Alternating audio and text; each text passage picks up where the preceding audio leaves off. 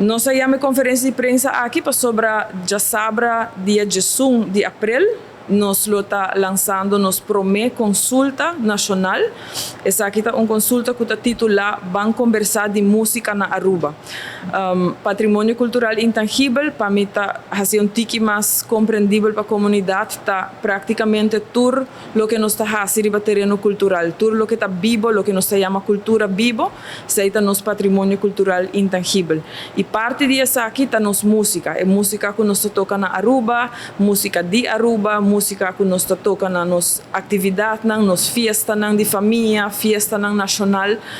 Então, para nós começar agora que é parte de inventarização, nós pensamos que nós queremos conversar com a comunidade mesmo, porque isso aqui também é um requisito de Unesco, que é inventarização necessária fora de comunidade e não fora de instância não governamental. E para isso aqui nós queremos papel com a comunidade e tende de não kiko para não é música de Aruba que é importante para nos salvaguardar e é importante para nos inventarizar.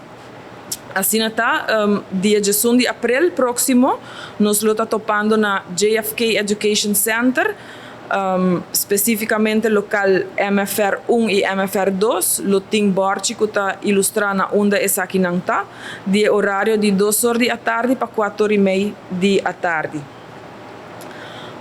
Nós pedimos também, se não está interessado para formar parte de essa aqui, para registrar, para nós ter uma ideia de quanto gente está presente.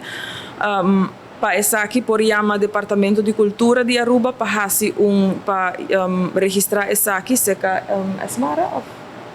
Esmara Martes. Sim, seca Esmara Martes na Departamento de Cultura e nós também vai ir para nossa página de Facebook, caminho que também tem um link, caminho que pode registrar para essa aqui. Me quero também agregar que o resultado não que nós está premiado tá que na final do evento aqui nós portem uma lista preliminar de patrimônio musical arubiano que nós por seguir documentar e investigar.